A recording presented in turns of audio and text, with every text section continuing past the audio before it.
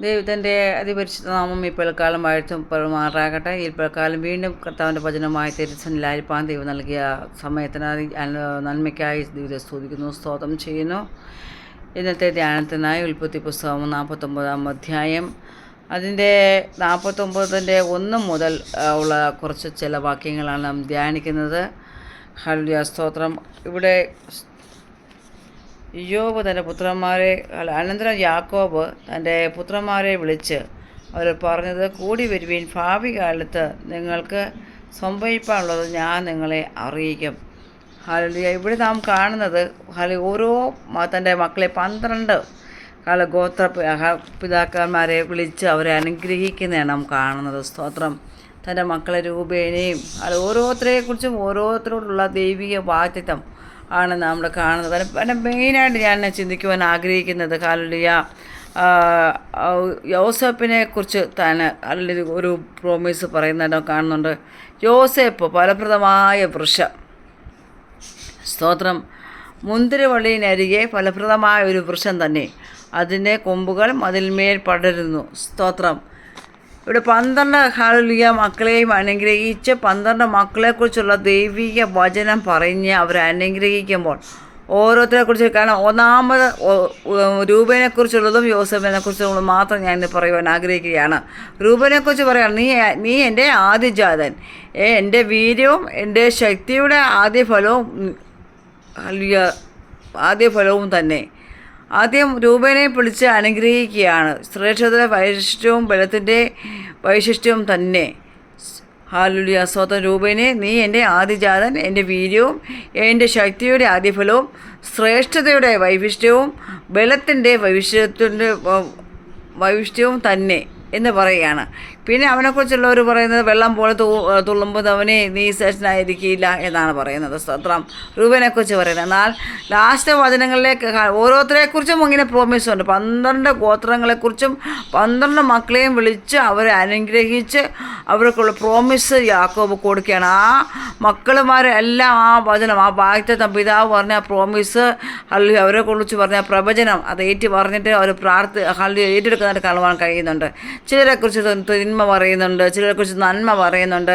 അവർ ദൈവം എന്താണോ യാക്കോബിനോട് പറയുന്നത് അത് അവരെ പറഞ്ഞ് അനുഗ്രഹിക്കുകയാണ് ചെയ്യുന്നത്. സ്തോത്രം. ഹല്ലേലൂയ. അവസാനം നാം കാണുന്നുണ്ട് യോസേപ്പിനെക്കുറിച്ചും ബെന്യാമിനെക്കുറിച്ചും പറയുന്ന വാക്കാണ്. എന്നാൽ ഇവിടെ മെയിനായിട്ട് യോസേപ്പിനെക്കുറിച്ച് പറയുന്ന വചനമാണ് നമ്മുടെ ചിന്തയ്ക്കായി ഞാൻ ഇന്ന് എടുത്തത്. സ്തോത്രം. യോസേപ്പ് പറന്ന് പന്തലിക്കുന്ന ഒരു വൃക്ഷം. സ്തോത്രം. അതിൻ്റെ കൊമ്പുകളെ അതിന്മേൽ പടരുന്നു. സ്തോത്രം. ഹല്ലേലൂയ, സ്തോത്രം. ആ ഒരു വൃക്ഷം നാം കാണുമ്പോൾ ഫലപ്രദമായ വൃക്ഷം എന്ന് പറയുമ്പോൾ സ്തോത്രം, അതിൽ അനേക കിളികൾ വന്ന് തള്ളായിട്ടിരിക്കുകയും അനേകർക്ക് ആശ്വാസം, മനുഷ്യർക്കും ആശ്വാസം, ഹല്ലേലൂയ, പറന്നു വന്ന പറവകൾക്കും ആശ്വാസമായി തീരുന്ന ഒരു വൃക്ഷമായി യോസേപ്പിനെ കാണുവാൻ കഴിയുന്നുണ്ട്. സ്തോത്രം. മാത്രമല്ല, വില്ലാളികൾ അവനെ വിഷമിപ്പിച്ചു, അവർ അവനോട് പൊരുതു. അവിടെ ഹല്ലേലൂയ വില്ലാളികളൊക്കെയും അവനെ വിഷമിപ്പിച്ചു എങ്കിലും അതിനൊക്കെയും ജയം യോസേപ്പ് പ്രാപിച്ചെടുക്കുന്നത് കാണുവാൻ കഴിയുന്നുണ്ട്. സ്തോത്രം. അവനെ അനുഗ്രഹിക്കുന്ന ഓരോ വാക്കുകളും വളരെ ഇമ്പോർട്ടൻ്റ് ആണ്. സ്തോത്രം. ഈ നാളുകളിൽ യാക്കോബ് യോസേപ്പിനെ അനുഗ്രഹിച്ച പോലെ ഒരു ഫലപ്രദമായ വൃക്ഷമായി തീരുവാൻ ദൈവം നമ്മളെ സഹായിക്കട്ടെ ദൈവമക്കളെ. സ്തോത്രം. ഈ വചനം ഇന്നത്തെ ഈ വചനം നിങ്ങൾ വളരെ ശ്രദ്ധിച്ച് പഠിക്കണം. ഹല്ലേലൂയ. ഓരോരുത്തരും ആ ഗോത്രങ്ങളെ, ആ 12 ഗോത്രങ്ങളോട് പറയുന്ന ആ പ്രോമിസ് നമ്മൾ ഈ ദിവസങ്ങളിൽ നമുക്കത് ഓരോന്നായിട്ട് ചിന്തിക്കാൻ സമയമില്ലാത്തതുകൊണ്ടാണ് ഞാൻ ഈ രൂപേനെക്കുറിച്ചും ഹല്ലേലൂയ യോസേപ്പിനെക്കുറിച്ചും മാത്രമായിട്ട് പറയുന്നത്. സ്തോത്രം. ഹല്ലേലൂയ. മൂത്രപുത്രനായ രൂപേനെ അനുഗ്രഹിക്കുമ്പോൾ തന്നെ അവന് ഒരു പോരായ്മയും കൂടെ അവിടെ പറയുക, നീ വെള്ളം പോലെ തുളുമ്പുന്നവനാണെന്ന് പറയുക. സ്തോത്രം. യോസേപ്പിനെക്കുറിച്ച് പറയുകയാണ്, യോസേപ്പേ മോനെ, നീ പറന്നു വന്നിരിക്കുന്ന ഒരു വൃക്ഷമാണ്, അതിന്മേലെ ഹല്ലേലൂയ പറന്നു വന്നിരിക്കുന്ന ഒരു വൃക്ഷമാണ് എന്ന് പറഞ്ഞ് അനുഗ്രഹിക്കുകയാണ്. സ്തോത്രം. ഈ ദിവസങ്ങളിൽ നമ്മൾ തലമുറകളെ നാം ഇങ്ങനെ അനുഗ്രഹിക്കുന്നവരായി തീരട്ടെ. നമുക്ക് എത്ര തലമുറ തന്നിരിക്കുന്നോ. അയ്യോ, ഞാൻ യോബിനെക്കുറിച്ച് ചിന്തിച്ചപ്പോൾ, യാക്കോബിനെക്കുറിച്ച് ചിന്തിച്ചപ്പോൾ സ്തോത്രം, പെട്ടെന്ന് ചിന്തിച്ചത് ഹല്ലേലൂയ, യാക്കോബ് ഓരോ മക്കളെയും അനുഗ്രഹിക്കുക.